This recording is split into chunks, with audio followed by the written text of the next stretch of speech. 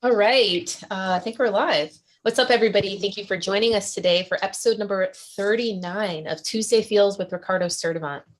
Tattooers and collectors, this show is a great place for you to talk to other tattooers about your designs, drawings, and drive. It's Tuesday Feels, so we're here for each other and to focus on improving our skill sets. We're beaming out to several different places. So if you're watching, tag a friend in the chat to share where you're watching from. What's up, everybody? Thank you Positive for joining us. Comments are welcome. Let's get that fixed. Okay. Positive reviews and comments are always welcome. All of these Reinventing Network shows, art jams, drawing groups, interviews, panels, and webinars can be watched anytime at reinventing247.com, as well as our new Roku channel. We have several weekly drawing groups and shows that you guys are welcome to tune into or even hop on the call with us. It's super easy and fun to do. All you have to do is go to reinventingthetattoo.com and scroll down to our calendar, and you'll see all the Zoom links for upcoming events. You can also set reminders for our upcoming events on our YouTube channel or catch us live.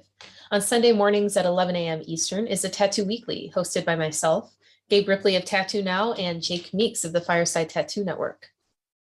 On Sundays at 1 p.m. is the Reinventing Drawing Group with Jason Leeser. This is a great show to bring something you're working on or have questions about to get a straightforward, honest answer. On Monday mornings, like I said, is actually the Tattoo Weekly. I had that backwards. And Monday evenings at 9 p.m. is the Evening Evolution class led by the legendary Guy Aitchison. The first trimester is underway now.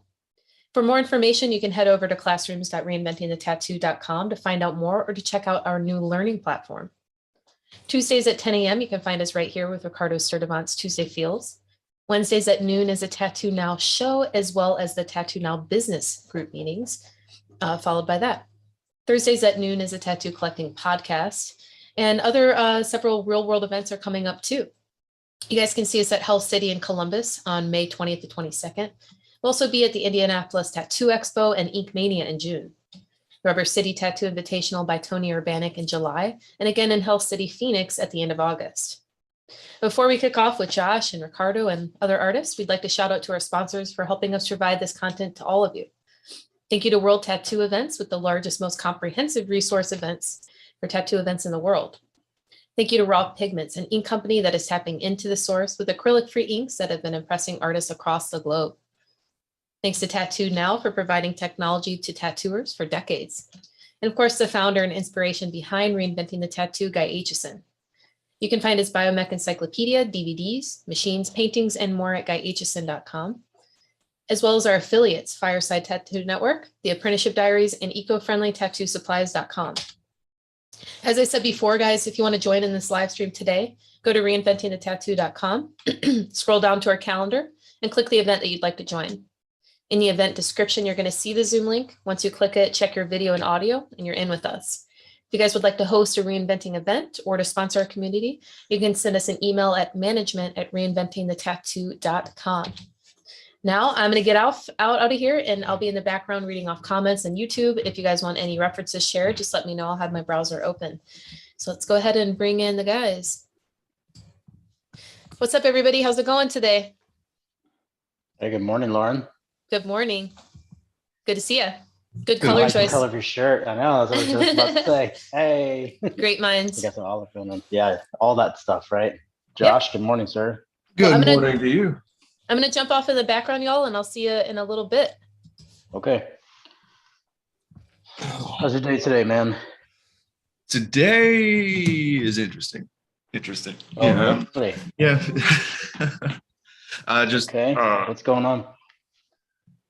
My kids have had the flu all week, and I have, by extension, also had the flu all week. So recovering. Oof. Finally back to Oof. Some sort of reasonable feeling of aliveness. But yeah. Working on it. Man, that sucks, dude. Especially right now, too. You know, everybody's like, it's COVID. Like, dude, no, it's just the flu. I just have the flu, man. It's no big deal. Oh, I already got the Omicron back in January, and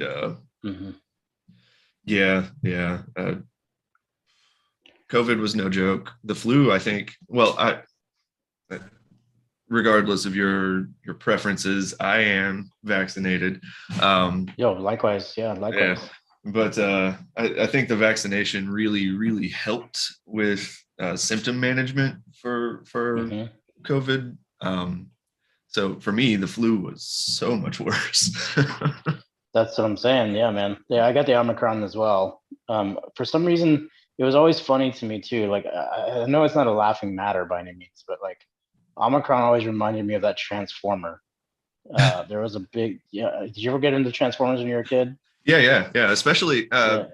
so I'm an '80s baby. Okay. So yeah, I was totally into Transformers through the '90s, and then late '90s, early 2000, Beast Wars was my jam. Like, Oh yeah, loved Beast dude. Wars. Big time. Big time. I think they have a version of that now on Netflix too, and it's pretty fun. It's pretty fun. You know what I mean? Like, I'll just kind of put it on in the background and stuff like that, dude, and listen to it. So it's not too bad. It's enjoyable. But yeah, I was definitely a child of the '80s myself. I was huge, and I had a couple of the triple changer Transformers that were fun as hell, dude. Like one turned into a tank and an airplane or something, or a jet or something like that, and then a person. It's pretty cool. But yeah. Anyways, man, are you working on anything special today? Anything fun? Today I'm catching up on the Monday night exercise. Okay. Let me see. That's actually exactly what I was working on too.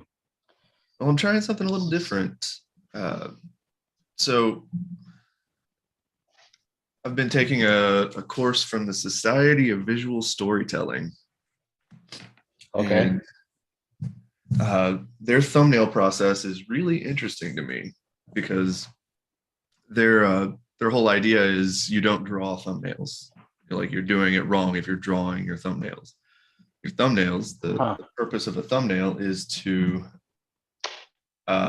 design the image. So it's thinking about it a little differently. So you design the value pattern. That way you're solving the image like it's a problem, and then you blow it up and start drawing on top of the design. So it really helps with the 3 and 30, like if it looks good from 3 feet or 30 feet. If you've got a good value pattern that way, that's what helps establish that. So trying to keep it even simpler than normal with these. We'll see how it goes. Yeah, no, I mean, it's really cool to see that, and it's really cool to hear that too, because it's one of the things that I talk about quite a bit. And when we're stuck in our own head trying to translate that idea that we have right away, as tattoo artists, I think we gravitate towards line drawings. Like we want to sketch it out as fast as we can, right? Yeah. But I really like what you're saying about this process, because that's one of the major complications that we face is where, especially as tattoo artists, again, where does the black go? How much black do we need in this tattoo? How much is too much? How much is too little? You know what I mean?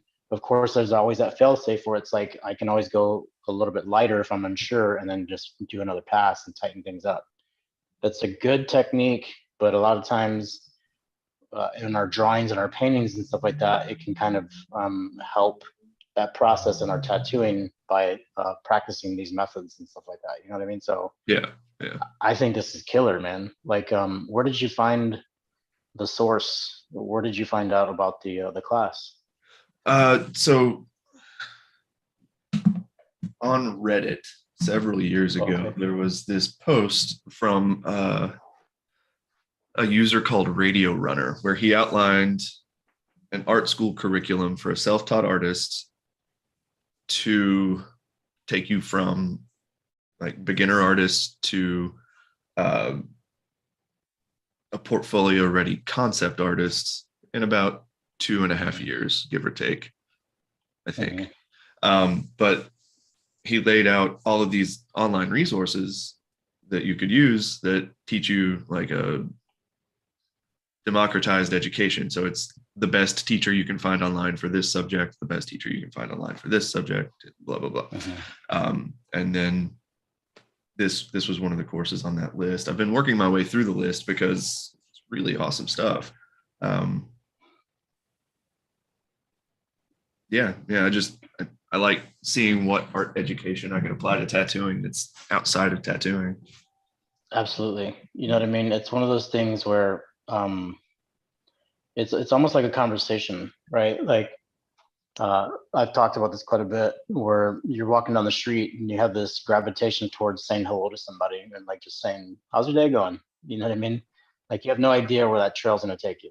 You know, it could just be that quick. It could be over with that fast, where somebody could really delve into something with you that you would have never thought about. You know what I mean? Like, oh, I would have never thought about the day being the way that they've described it to me. You know what I mean? So it's an inspiration though. You know what I mean? Like I really like it because it's one of the reasons that I think we should read, you know, a little bit more rather than just scrolling through the Instagram or like Facebook and stuff like that. You know what I mean? Yeah. Listen to music, and now that things are opening up, man, be around more people, around more music and stuff like that too. You know, so I like, and I think it's one of the things that Guy pushes quite a bit. You know, is like the art, pushing our arts. You know what I mean? And thinking outside of the box as what we do daily as a tattoo artist. You know, it's important to kind of find other sources for that. So that's great, man. I agree with you completely. I agree with you absolutely completely, dude. I dig it. And it's that, I think that's one of the things that I've been working on for the past few years too, is like how to take my style of drawing and painting and apply that to a tattoo, like a long lasting tattoo, you know, like longevity wise, like make an established image. So it's one of the things that I've been working on quite a bit. I've watched the way you paint in some of the live videos, especially digitally. You approach things very much like pretty much every concept artist I've ever seen. So you start with the block in, and you get that really striking composition before you even move on to the details. So that's what I'm trying to emulate, basically. Slightly different approach, but same goal in mind. Yeah, thanks, man. I appreciate that, dude. That's awesome to hear. Thank you so much. It like I said, I think the concept pops in your head, and the goal is to try to like nail that down as fast as you can. You know what I mean? So like, and you know what I think I started realizing it was whenever, you know, before Procreate, before the iPad and stuff like that, you know, you had to take a tracing of people's arm with plastic, lay that down on a flat piece of, you know, a light board or a light table, because there weren't even light boards at that time, right? And like, trace it out on paper and stuff like that. And so what I started doing was that method that Guy was showing with drawing on with Sharpies, was like building up from yellow to orange to red to purple. And I started implementing that into my designs on the tracing paper. You know what I mean? Just trying to get as big as shapes as I could to apply this thing that you're talking about, this 3 and 30, you know, see it across the street. You want somebody to walk in a room and be like, hey man, that's a nice tiger, instead of, hey, I see a lot of color. Can you come here and let me take a look at all that detail that's like in this much space? You know what I mean? And I'm guilty. I'm gonna admit something here, man. This is crazy, but like, I remember within the first 10 years of my career, dude, I'd be sitting there on these tattoos and just like fucking going to town, you know what I mean? And like just digging in on these little tattoos, and like, this is so awesome. I'm wiping it away, and I sit back and I go, oh, it looks like a circle. It's like I just spent hours on that face, and all it does is look like a little circle from here, man. Like, oh no, you know what I mean? So yeah, it was like that trial and error kind of thing, you know? Yeah, I mean, we're all guilty of it, so nothing to be ashamed of with admitting that. Hell, like, I feel like if I don't look at work that I did 6 months ago and be like, oh, that's garbage, then I haven't grown. Right. So that's true, dude. Thank you, man. That's awesome to hear you say that, because yeah, we're our own worst enemy, right? We're our own worst critics. And man, can that really come into fruition, dude? Like whenever it comes to the mind of an artist or a creative, you know what I mean? Jeez, dude, like, you know, it's so insane to think about how we manifest our reality, right? Yeah. And like, as a creative, dude, the imaginations that we can have sometimes, and the things that we can run off on a tangent for like 10, 20 minutes. And some people are like, dude, I didn't think you're going to stop talking. He's like, man, I just kept going down one rabbit hole to another and to another. And, you know, so it's pretty incredible to say, for you to say that, because it's awesome, man. Because I've been struggling with that a little bit lately myself, which is try to implement this idea, that's what I talk about a lot, which is, man, we can create our own reality. So we have to, if we're going to be nice to ourselves, it's important to be nice to ourselves, because we wouldn't be shitty to a stranger, right? Oh yeah. So why would we? So true. Why would we be shitty to ourselves? Why would we be shitty to ourselves if we treat our friends really nice? Why would we talk to ourselves in a shitty manner? So I've been doing that a lot lately. So yeah. But so you're working on the stuff from last night. Were you able to join? I didn't catch that. Oh no, I'm very atypical, so I'm usually in bed by 9. Oh, that's awesome, dude. That sounds glorious to me, man. Kidding me? That sounds amazing. Like the only quiet time I get is in the mornings. So my goal is to get in bed as close as possible to when my kids are in bed. That way I can wake up crazy early and just have a quiet morning with my coffee. And awesome. Yeah. Sounds like some life goals right there, man. I don't blame you. Yeah, it's part of the reason that I started waking up so early too was my children were young enough and they were still living with me and stuff like that. We same thing, man. I started getting up and going to the gym early because of it, so I could get them ready for school and spend some time with them before they went to school. Make breakfast and stuff like that. So you kind of find yourself working around your schedule and stuff like that, but it ends up becoming like this pattern for you, and it's actually healthier for you. You know what I mean? You're going to bed early, getting some rest and stuff, dude. Here, let me show you what I've been working on. I worked on it a little bit last night after the class. Let me lighten this up just a little bit before I do it. And I ended up staying up longer than what I wanted to, speaking of going to bed early. But I still got up today and did my thing. All right, here we go. Let's see what you think. Oh, wicked, dude. Yeah. I was thinking about like the top of the shoulder, you know what I mean? Because he had mentioned putting it on a half sleeve kind of deal, going down the rest of the arm with the figure. And I really played around with the face last night too, because the face that I had was super sketch mode and it looked way messed up. And I still gotta do some more flushing out of the cheekbones and stuff like that, and the way the light's gonna hit this backside here. Very nice. Yeah. Cool. Think it looks good so far? Yeah, I like the flow. I like the flow you've got going there. That actually reminds me a whole lot of.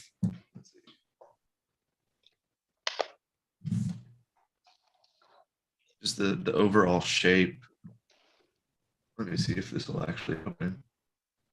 Ah, there we go. Oh, killer. Did you do that? I'm going to, yeah. Man, that's awesome, dude. Can you blow that up, if you don't mind? Yeah, dude, that looks great. So you get into a lot of figurative stuff too, then?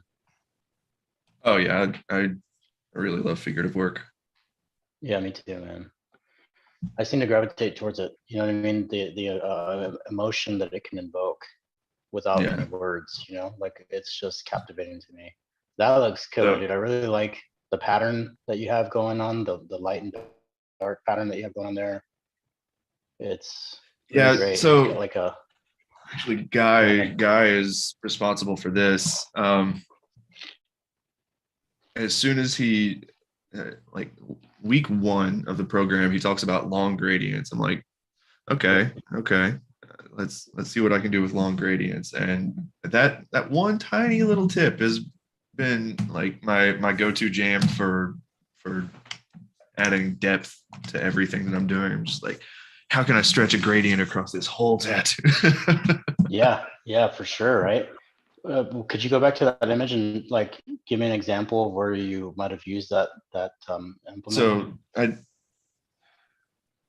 mostly behind his head. So stretching a gradient as sort of a drop shadow from here all the way to the end of the Art Nouveau mandala thing. Yeah, dude, that's so cool, man. And then a long gradient on the neck right here is going to be another place where I try to make that depth happen. And then the 1/4 inch outline, really stealing from Lil B right now. It's like, let's do a statue and then put a big mandala behind it and a 1/4 inch outline, and I'm gonna stipple shade everything. So nice. Yeah, I've been really getting into it. I dig it, man. It's got like with the that 1/4 inch outline, it really has that nouveau kind of feel to it too, you know, like Yeah. that Muka kind of approach and stuff. And I've always been into Muka, dude. I remember when I first saw him, I was like, dude, this is like tattoo work.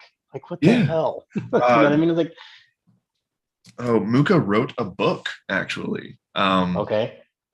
And I just discovered it like a month ago. I haven't read it yet, but Muka wrote a book on. I did not know this.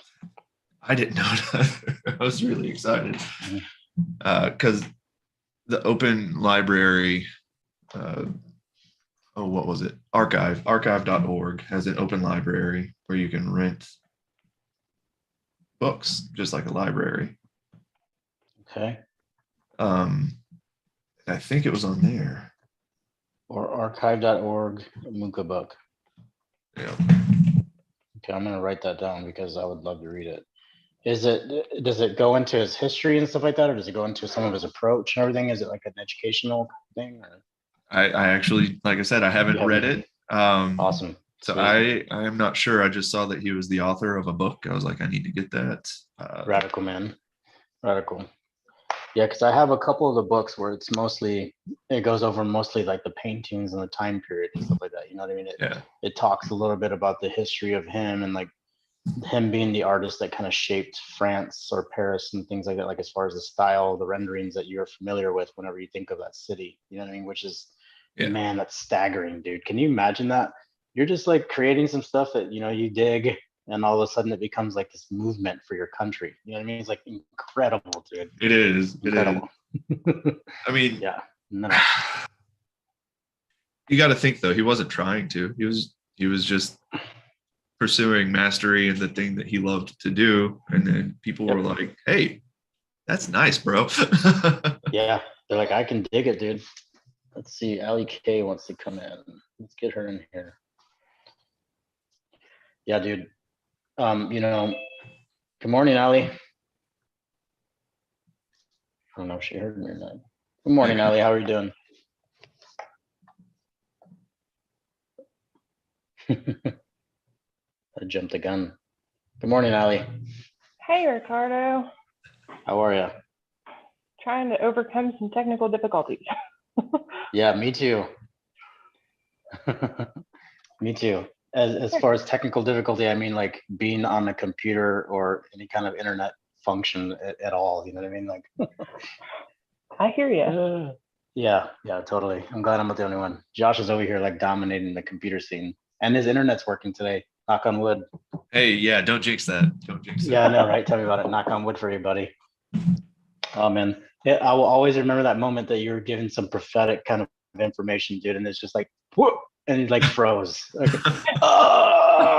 it's like the answer to the universe. 42, man. Yeah. 42. 42, exactly. I was just about to say, you started to say 40 and then they just cut out. Oh, what?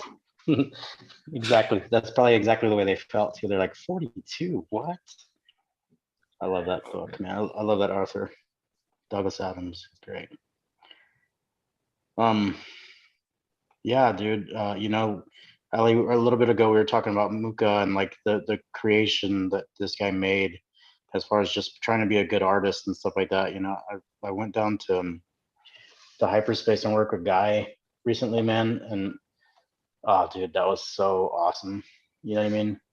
It was incredible to be able to work with him, because you're talking about those long gradients and stuff like that, and how he gave you that little bit of information. You've held on to it. I felt the same way about the book and stuff like that when I first started getting into tattooing, and using that information and stuff like that, man. And then to be there with him and to realize that that's what it is that we're talking about right now, which is he was doing exactly that.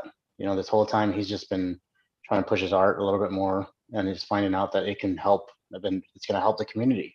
I think he knew that pretty much right away. You know what I mean? Like just building the community, making it stronger and stuff like that. So for that to be coming around for him, it's super awesome to be a part of it. You know what I mean? So I'm sure that that's probably the way it feels. You know, we just got to keep moving forward and pushing our art and stuff like that. So yeah. For whatever that's worth. I think it's epic when there's somebody that you look up to and you realize that they're human. Yep. you know, so Yeah. you can interact with them and engage with them without, you know, fanfare. Yeah. Without fanboying all over them. Yeah. Right. Yeah. Sometimes that's a little more difficult than you would think. That What's is true.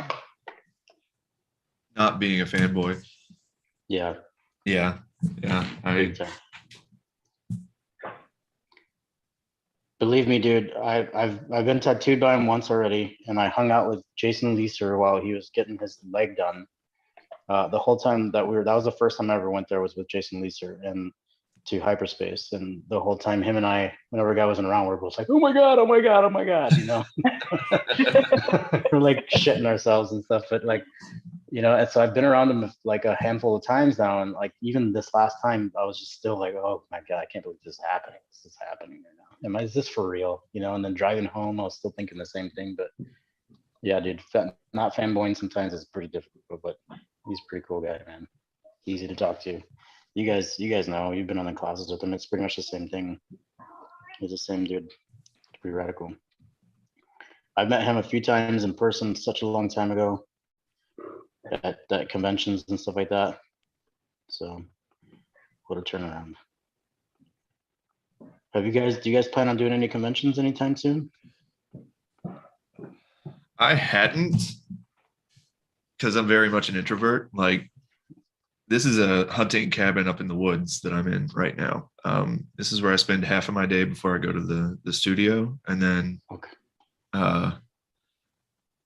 we're an appointment only shop, so I don't have to worry about walk-ins too much. So I'm super introverted, and I vowed to never go to a convention. And then I was speaking with Gabe actually, and he was like, that's dumb. I'm like, you're right. Yeah, so I think I am gonna try to hit the conventions soon. Let me know, dude. I'll come meet you, man. You know what I mean? I've been the same way for a lot of years, Josh. Like, for real, dude. Like, that's part of the reason that I wanted to do this, what we're doing right now on video. You know what I mean? Like, Lauren just told me today on the introduction, through the introduction, that this is episode 39. Like, I can't believe it. You know what I mean? Like, before this, dude, it was very much just shut the door. You know what I mean? Nothing, dude. I was just like, I can't talk to people. You know what I mean? But man, dude, it's the same thing. I agree with Gabe, dude. Like, that's them. You know, we give into our fear. We give into our fears, man, and we find this comfort zone, and we stick with it. You know what I mean? And I've been the past 3 or 4 years of my life, man. I've been putting myself in as many uncomfortable positions as possible, and a few times, more than a few times, making just a total ass of myself. You know what I mean? But Worth it. But it's fun. Yeah, totally. You know, it's fun, especially when you can talk to people about it in person, just laugh about it together. You know, man. Yeah. What about you, Ellie? I think that attending a convention is in the future for me, but I don't know about working a convention. Okay. Can I ask what you mean by that? Like, why? So I've been to a convention once many years ago in Pittsburgh, Pennsylvania. Mm-hmm. And it was a very chaotic energy, I remember. Mm-hmm.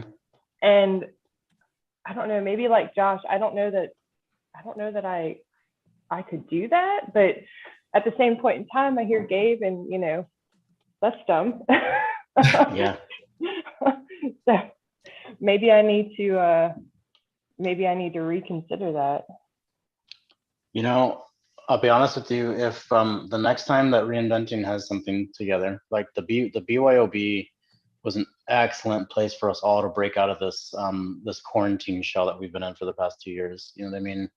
Right. It was a pretty intimate environment. It was a pretty intimate group as well, like as far as the number of people there, and it was awesome. You know what I mean? Like, to be able to practice what we're talking about right now, which is just going up and saying hello to people, no matter what happens, just putting yourself out there and just saying hello. You know what I mean? it was really beneficial. And I'll agree with you. Like I did a convention. The last one I did was with Jason and Kier, and it was in Philadelphia. And I don't even, man, this place was so big.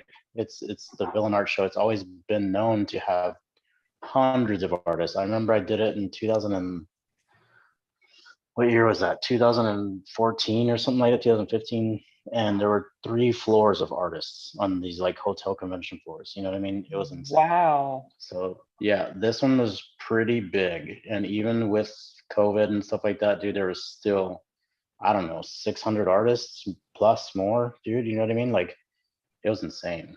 So I agree with you. It can be chaotic. But I like to try to practice like this mode of energy. You know what I mean? Like just trying to let that energy be what it is and focus on my own stuff no matter what happens, you know? So it's I keep looking at things as a method of practice now more than anything else, you know, rather than just getting caught up in this moment where it's like, oh my God, it's just too much. I can't handle it. Like we definitely have those moments where we need to sit down by ourselves, I think sometimes, but I think it's important to just get ourselves out there, jump in the deep end, so to speak, you know? Yeah, I love that idea. And I really wanted to do the Paradise BYOB, but we're a little far in a family of 4 and, you know, small kids still. So, but I'm hoping that, you know, I can actually attend some of these things that are coming up. There's a Hunts Vegas Expo in Huntsville, Alabama near me. That looks like it's going to be pretty cool that I was thinking about going to, and maybe I'll actually get brazen enough to do that.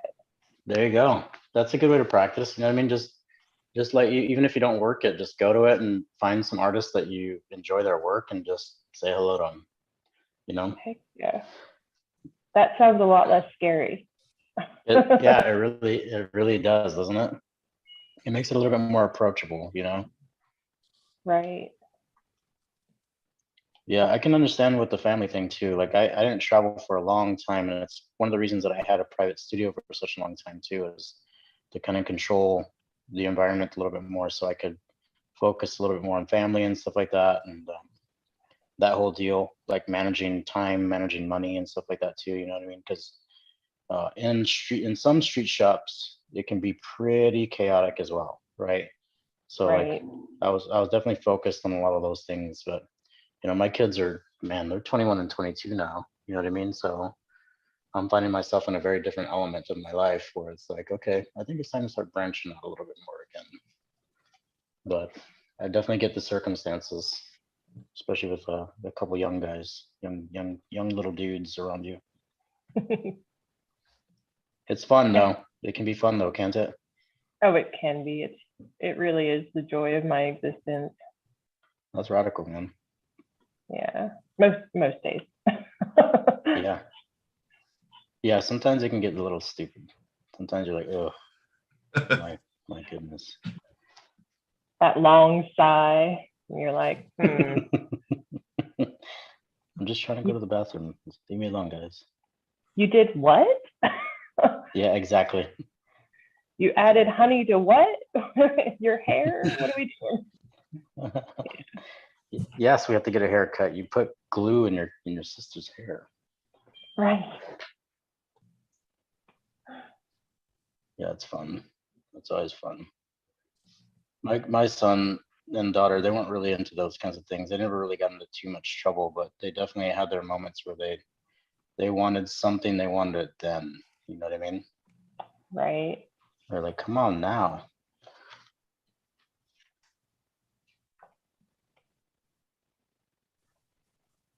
So, Josh, you're saying that place that you're at right now is a cabin in the woods, man. That's pretty rad.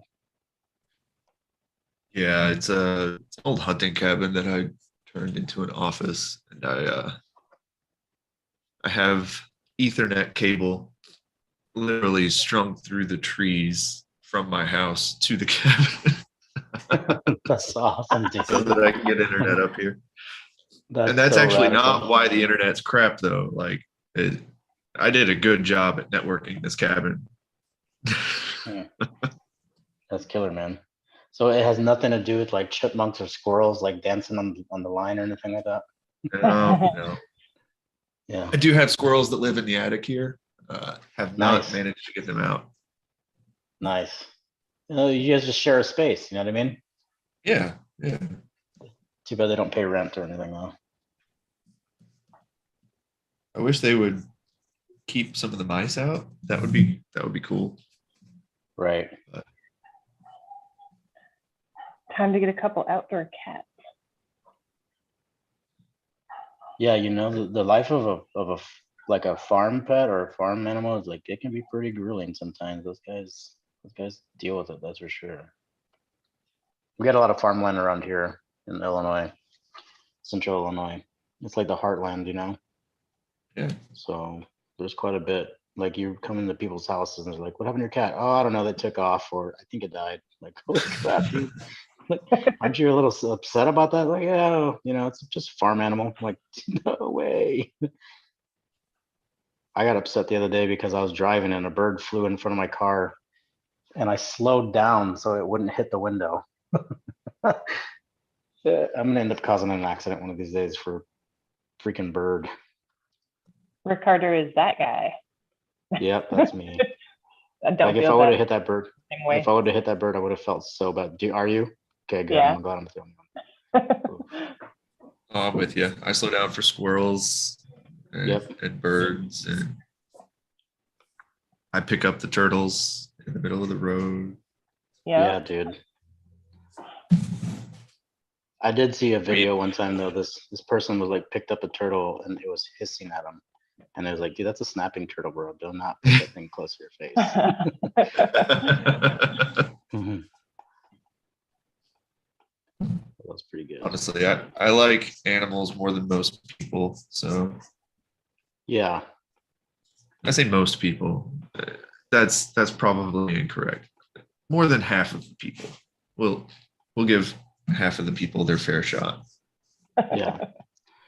Well, it's wild, right? Because you can watch a movie. I'm the same way, dude. I can watch a movie where people are getting shot and all this stuff like that, and there's guns and stuff everywhere, and then you see a dog get hit, and you're like, oh my God, I gotta turn this movie off now. Old Yeller traumatization. Yep. Yeah, definitely. Where the red fern grows and all that stuff. You know what I mean? Right. Yeah. I don't know about you guys, but I love the smudge tool in Procreate. Oh yeah. You can really drag your gradients out.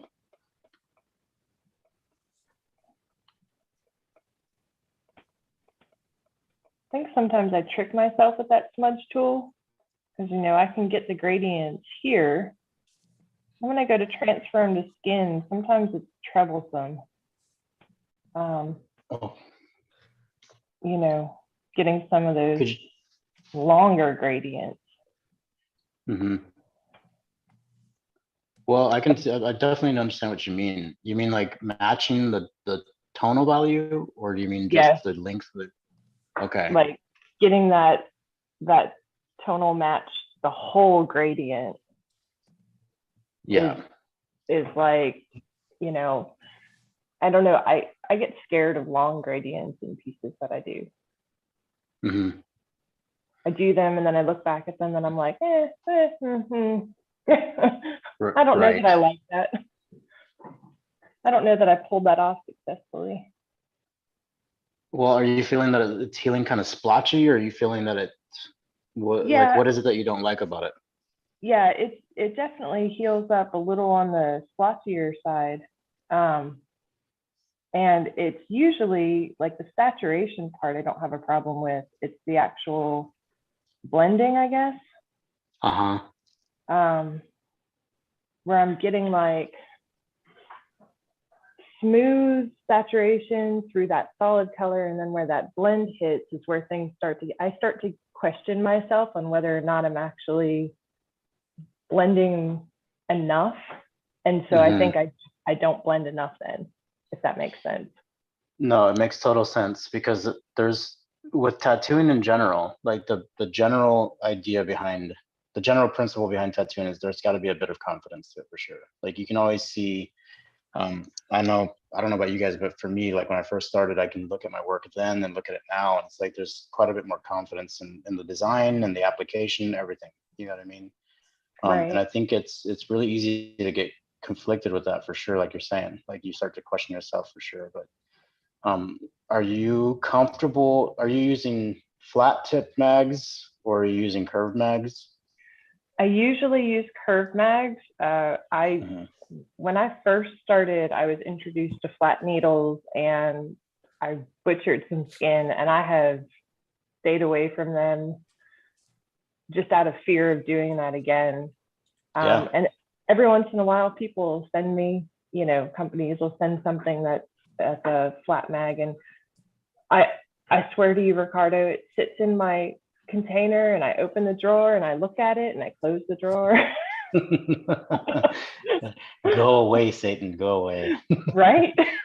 Yeah, yeah, So yeah. that's just lack of skill with a flat mag. So everything I do is with a curved mag. I just started using a 17 curve mag, which is the largest grouping that I have used. I Okay. don't do a ton of large work, so Mhm. but that 17 mag made me drool. I was Yeah, absolutely in love with that. yeah. That's one of the things with the bigger mags and them, especially being excuse me, them being curved, is that you think of a bigger mag being able to pack more tone or more color in or more black and gray in, but it's actually the actual purpose of it should be to feather things for sure, to layer it in. You know what I mean? I think, and that's the way that I apply it for sure. I mean, you can pack some stuff in pretty hardcore with it, but I love, even with color work with the bigger mags, how soft the blends can be and how much layering you can actually accomplish with it without tearing the skin up. Um, I definitely know what you mean about the flatter mags. I've only recently, until this year and like only a couple months last year, started using curved mags. You know what I mean? So Oh, really? um, yeah, yeah, for sure. I've developed this method of like shading from a line out and overlapping it with the square tips, and it works out pretty well. But I definitely see a lot more efficiency with the curved mags. You know what I mean? Where there's a lot less. I don't want to say effort, but there's a lot less struggle or like, yeah, struggle with. We'll just use the word struggle with Yeah. it. But yeah, the curve mags are definitely the way to go. And that's what the other thing I was gonna ask you is too, is like how big is the work that you're doing? I think the one thing that I would recommend though at this point with those points where you're dealing with the blending is to make sure to kind of loosen up that movement, open up your movement a little bit more in your method. Where you're trying to pack in that solid tone, you want to open it up quite a bit more. Like do the same technique, but just move it open, just move the shoulder a little bit more into it and see how you feel about that. I can't tell you how much sense that makes to me, and I don't know why I hadn't thought of that until now. But like, just Yeah. that opening it up, like loosening up, is something that I've been working on recently this year. Mhm. And that's with everything from drawing to talking to people to, all the things. Um, so that makes total sense to me. And I'm definitely going to try that and see what I come up with.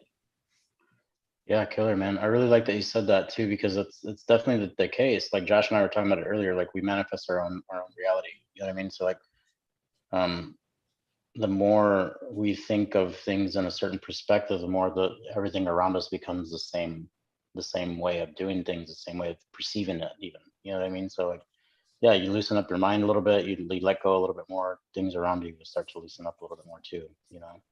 Yeah. Wow. It's All killer. right. Epiphany for the day. Yeah, killer. Tuesday talks, right? Tuesday feels, man. That's the way we like to Right. get down. Yeah, give it a go, see what you think, and always pull up into the next gradient too. Always try to pull up into it, loosen it up and pull into the next gradient, and then from the next gradient pull back down into that tonal value. Okay. I see what you're saying. Yeah. Yeah. Well, thanks for that. So Good. something my mentor taught me was to start with your lightest tone and open up everything with the lightest wash. And then Okay. if you're gentle with it, especially with a larger curved mag, like a 23 or a 27, Right. Yep. you can hit that same skin 5 or 6 times. Right. Wow. Yeah. But once you open the skin with the lighter tones, you barely have to graze the skin with a darker tone on top of that, and it like drinks it up. It's kind of That makes interesting. sense to me too. Yeah. Awesome. Thanks, y'all. Yeah, man, for sure. That's what it's all about. Ricardo, Yeah, what are your thoughts on that particular technique? Because you have much more experience than I do, and I'd love to challenge that if possible. you know what? I agree with you completely. I love being able to layer, especially when it comes to black and gray. You know, traditionally speaking, when it comes to tattooing, there's a very direct method to it, right? As far as outline, black shading, color, and then white highlights, right? Like there's a very solid impacting kind of method to it. With black and gray, I've always noticed that no matter what, there's a much more delicate kind of approach at times. Now, when there's large fields of these gradients and stuff like that, that's a little bit of a different story. That's a little bit more back towards that intentional direct drive kind of application. I think that when it does come to blending though, bigger mags are the way to go. I think that it's good to start out with some medium to light wash. You know what I mean? Nowadays, it's really easy to buy like pre-wash sets and stuff like that, pre-mixed wash sets. When I was first learning, we had black caps and a rinse cup. You know what I mean? And you just kind of, I was taught to hold it in there for a little while, like, you know, 1, 2, 3, and then you get a certain wash. 1, 2, 3, 4, 5 of even lighter wash. You know what I mean? It's like there's no real science to that at all, dude. Like, come on, you know what I mean? Like, you got to count the same way every single time. It's pretty much like you develop this feel for it. And to be honest with you, before I started diluting the inks with intention of, you know, like 75% blacks, you know, 50% black, 25% black in each cap, and then, you know, water or witch hazel. I think that there was some benefit to it because it did teach me what you're talking about, Josh, which is that delicate approach. So I would always start with the lightest wash that I could have with that method. And then I would apply the darker tones back into it. And it works. But I think there's some experience that has to come along with it first in order for that to be achieved, because you can really tear some stuff up if you're not too careful with it. Right. But the 23 curve mags, I love 23 curve mags, man.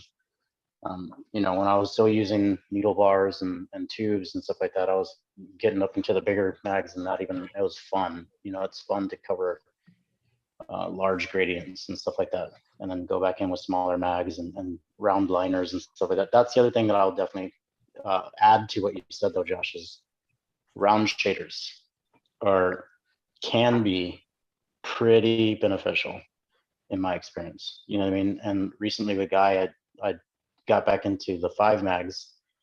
Man, dude, that was like opening up something new for me again. You know what I mean? Like at some stuff, I was like, oh my God, I forgot about this book. It's so amazing. You know, like or like you watch a movie again that you haven't seen in a few years and you're like, this is so good. Why haven't I watched this every day?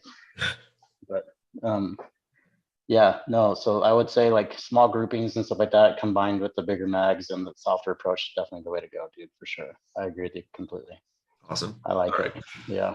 Good. I'm glad I wasn't giving someone bad advice. No. That's perfect. That's perfect, man. And like that's the other part of it too, dude. When it comes to tattooing, it's almost the same as art. There's definitely a good way to approach it. There's definitely some foundational things, like as far as learning dynamic shading, you know what I mean? Learning, or not dynamic shading, but dynamic lighting, you know what I mean? Forms, you know, shapes, things like that. And then learning the language of it. That's so beneficial. You don't have to have it in order to do it, right? You don't have to understand it to create something. Sometimes people just pick something up and they make it look good.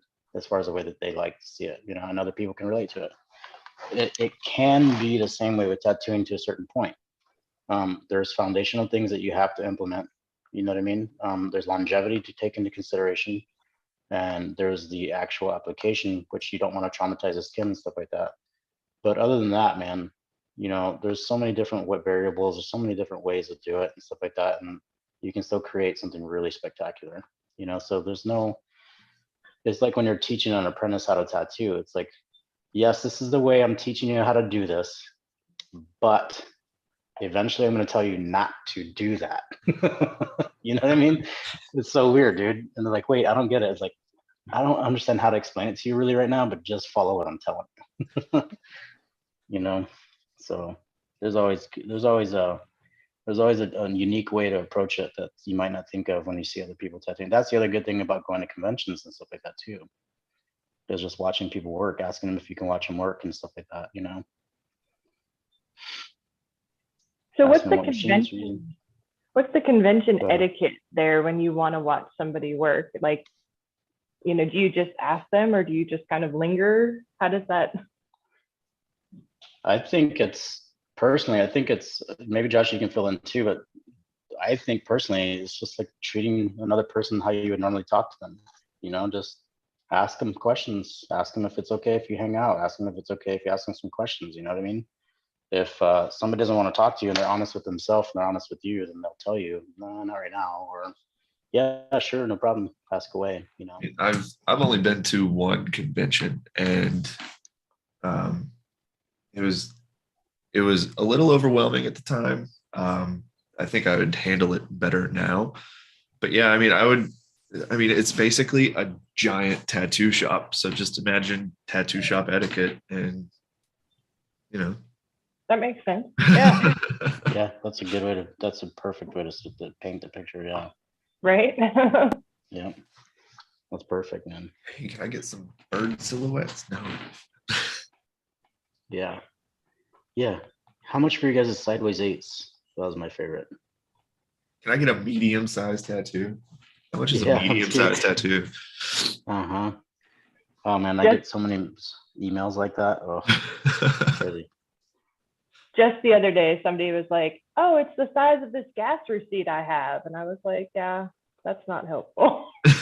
Yeah. Really? I've heard is how much will this tattoo cost? And I go, well, how long is a piece of string? What? I'm like, Oh, right? What? oh, I had a client tell me that one of their ideas that they wanted to throw with the kitchen sink into their tattoo was simple. I was like, what do you mean by simple? And she was wanting a tribal butterfly. I was like, okay, first of all, anything tribal isn't necessarily simple. Like application wise, it's actually, we gotta pack black in a very accurate pattern here. That's not simple by any means. It might look graphically simple, but it is not simple. Can we please leave this out? Yep. Yep. I was just talking about that the other day, Josh, man. Like, you can see some artists do these amazing, spectacular portraits, color realism, and all that stuff like that. But if you ask them to do some lettering, it's like not gonna happen. Yeah. I'm not talking, and like that's the thing. That's exactly what I think you're talking about. Is like the simpler it looks normally, it's pretty difficult, dude. It's pretty difficult, man. Like I have a friend of mine. I have a buddy of mine that's a tattoo artist, and he went from doing some pretty like not realistic, but like illustrative kind of realistic look to it, amazing. And then we over the years that we kept talking and stuff like that, I started noticing this stuff going more and more traditional, and it's solid, dude. Like it's really folk traditional looking now, and it's great, man. And I asked him one day, I was like, what happened? They're like, why'd you gravitate towards traditional? He goes, when's the last time you tried to draw something flat? I was like, oh, I didn't think about it like that. So I try it every once in a while. I'm like, damn, dude, this is kind of freaking hard. You know what I mean? Like, it's hard. It's very hard. Like, yeah. And the thing is, the simpler it is, especially tattooing, like the simpler it is, the less room there is for error too. Like you can't hide anything. That's right. Totally. Yeah, totally. It's like you get some script lettering, dude. Yeah, that thing better be on point, man. Yeah. Because you're gonna be able to see every little flaw no matter what. It's like a magnifying glass, no matter how far away you are from it, you know? Yeah, dude, I agree with you. Who was it? Leonardo, or no, it was Pablo Picasso, right? There's that quote about him, that story about him drawing on the napkin. You know what I mean? Yeah. And like some lady's like, can you do a drawing for me? He draws this picture on a napkin. He's like, that'll be 30 grand or something like that. And she goes, that took you like 15 minutes. What are you talking about? He goes, no, it took me 40 years. Yeah. Yeah. You know Took what I me a mean? lifetime. Yeah, Yeah. it took me a lifetime to develop that. That's the reason it's so easy. That's the reason it looks so easy to you. Yeah. Being legible, man. Having it readable for the person to be able to just see it right away. That's why like I had that big conversation with you guys recently about that whole conversation with I've drawn 2 sleeves for this person. They're making me do another one. You know, when's enough? You know what I mean? It's like, it's not that easy to just sit down and draw these sleeves up for people. And they think, oh, just draw me a sleeve real quick. It's like, dude, real quick. I got to come up with a composition. I got to make sure that whenever I show it to you, I don't feel like a bumbling fool because it looks so lame, you know? There's a lot of things to it, man. And Oh yeah. Like showing a client a thumbnail sketch is usually a bad idea. It's like, what are these splotches? Yeah. This is a Rorschach test. Ignore that. Yeah. I'll show you Yeah. something better later. And you're like, what do you mean? Doesn't that look like a hand to you? They're like, no, it looks like chicken scratch. I'm like, no, there's a hand there. There's gonna be a hand there. That's where the face is gonna be. I promise you. Just trust me. Dude, I just did one yesterday. I did a Harley logo on an elbow. And this dude is awesome. It wasn't the bar and shield, it was the skull. You know what I mean? It was like that real simple skull. And I used the elbow as the forehead. And he wanted to put a bunch of color in it. I was like, dude, just let me do this solid. Let me do a real thick outline around it. And then he wanted the Harley Davidson motorcycles around it too. And that was a little tricky. But this guy's an awesome dude. He's a radical guy, man. I really like him. I've tattooed him a handful of times and we just really jive really well. And but we hadn't done the thicker outline yet, and we hadn't filled in the eyes, sockets, and the nose. And he's sitting there and goes, are you gonna fill it in? I was like, dude, just chill out. I got it. You know what I mean? I was like, I got it. I promise you. He's like, well, and then we're tattooing. He's like, you think we can throw a little bit of shading in the skull or something? I was like, no, man, no. Just let me do this first and see what you think, okay? Because I know that as soon as he stands up, you're gonna be able to see that thing from across the room, dude. It's just so bold. And so I did the real thick outline around it. I filled in the eyeballs finally and the nose. And he just stood up and he goes, yeah, dude, that's it. I was like, see, man, I've been doing this for a little while. I got you. Don't sweat it. Don't sweat it. I like it whenever, like, I try to explain to clients a little bit in advance. It's like, all right, so I know you're going to want to see your art. Let me actually finish your art before you start passing judgment on it. Just think of me like your plumber. You are not going to tell your plumber how to fix your toilet. Let me make your art first. And then if you don't like it, I'll go back to the drawing board. But let me get that part done at least. That's a good way to look at it, man. I like that one. And unless I start telling you, well, you know, I've been watching some home improvement shows and I'm not sure if you're going to be doing that. Like, I've seen it on Ink Masters. I watched Ink Master. Yep, exactly. I've seen it on Ink Masters. It takes like 30 minutes for them to do a full sleeve. Like, no, dude, no. Yeah. That's called editing. It's called editing, and you're also not watching the videos that we're posting right now either. Yeah, man, that's a good way to do it though. Like, I think, you know, the simpler you can break things down for, like, as far as, well, you know, a client comes in and a lot of the times it's their first or second tattoo, you know what I mean? And they don't understand sometimes that each artist deals with things a little bit differently. Like it's a different approach. And sometimes the artist or the client comes in and it's their first tattoo. And nowadays, I don't know about you guys, but I'm starting to recognize that more and more people are getting larger and larger pieces, which is awesome, Yeah. right? Yeah.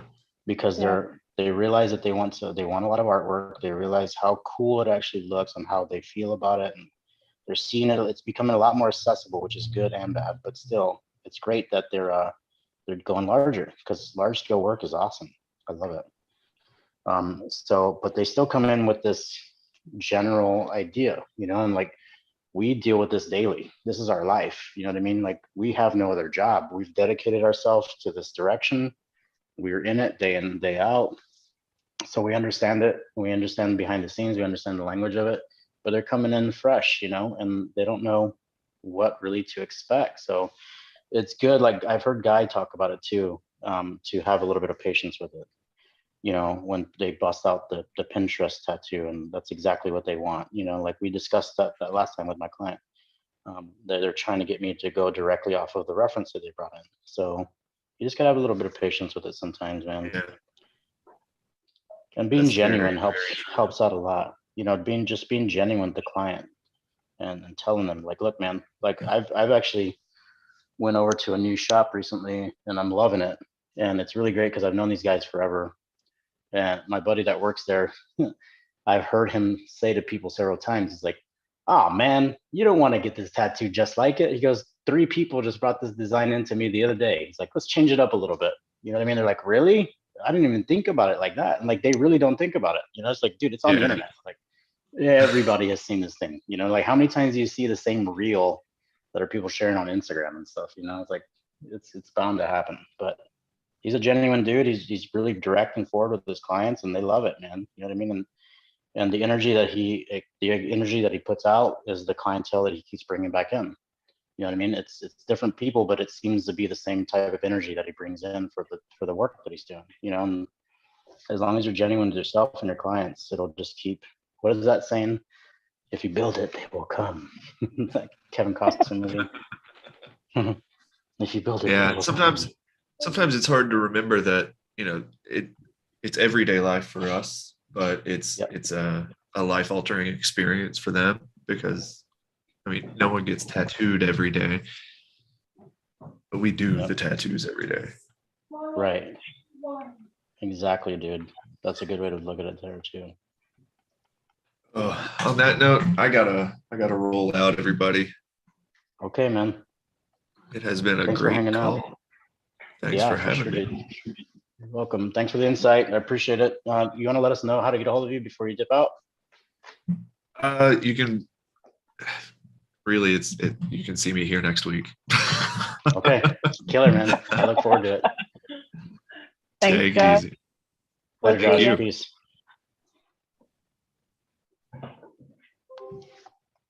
Where are you at with your drawing, Ali? Oh yeah, look at that. So I'm finding these shattered pieces of the clock to be a little complicated today. Mm-hmm. Like the what is reflected and what isn't reflected, and we're keeping the face of the clock pretty light, and I feel like I've lost that here. Keeping them light, you mean? Yeah, so I think I need to go back and kind of re-evaluate how deep these tones are in these shattered pieces, so that maybe they can match this clock face a little bit better. Mm-hmm. But I really like from like here down. Mm-hmm. Yeah. One of the things that I've learned to do over the years is kind of hold your hand, hover your hand over the image, over the bottom half first, Okay. and then over the top half, and then just see what starts happening. See what starts jumping out at you. Oh. You know what I mean? So like, if you start to see some things that are pointed out to you, like what's the first things that you're noticing? As far as what happens is you're able to separate it, the image into pieces, and you can start kind of seeing what it is that you need to work on, or what jumps out at you right away. Like right there, that looks pretty sound, like you're saying. The bottom half looks pretty sound. I think with the bottom half, the only thing I would do is along the edges of the mountains where that light is, I would just make it a little bit darker, where that highlight's at. Yep. And I think what's happening up at the top with the broken pieces is that you have the same value in the background as you do in the broken pieces of glass and stuff like that too. So you're right, Okay. where Yeah. you see how much that clock stands out. It's because it's so stark, right? Right. So you either add a little bit more contrast to the background, Gotcha. or you rely on those heavy, thick lines and leave it just as stark as the rest of the clock is, and that'll really start to tie it together. Okay. Yeah. Yeah. I Yep. think that's the direction I was gonna head. So that makes me feel good. Yeah, cool. Yeah. Cool. I'm gonna do a little bit more here on mine and then show you real quick. And I Yeah. think I'm gonna jump off too. Sorry about the alarm. I think it's, I don't know what's going on outside. I thought I was gonna have to be the one saying I'm sorry about the alarms because we have some weather today and tomorrow coming in. No, you got some tornadoes and stuff like that happening. Well, they're not saying tornadoes, they're saying strong straight line winds, which sometimes are just as bad. Yeah, yeah, And you can't see those. yeah, exactly. Dude, have you seen that video about the truck that got flipped over? That was insane. Yeah, isn't that crazy? Absolutely insane. Yeah, pretty wild. Okay, so here, I'll show you mine real fast, and then I think I might call it a day too. Let's see if I can get it without a glare. Hang on one second. Let me shut this real quick. All right, here we go. A little bit better. Oh, yeah. Yeah. Wow. Okay, so I've got to ask. First thing I want to ask. Mm-hmm. The hair or top of the head situation. What are your thoughts for that? Yeah, I'm gonna use some of the filigree to kind of come off the Okay. top of the head, and I'm gonna leave it stark black like that too. Okay. But I'm gonna shape it out. I'm gonna shape it out a little bit more silhouetted for the top of those like curves and stuff like that that you see here, just back here. Wow. That's gonna be And then I'll awesome. fuzzy. Thank you. And then I'll fuzzy them out just a little bit and have a little bit thicker outline around here, so it like kind of like hovers over her, you know. Yeah, I love that. Yeah. Thank you. Yeah, looks great. Killer. Thanks, man.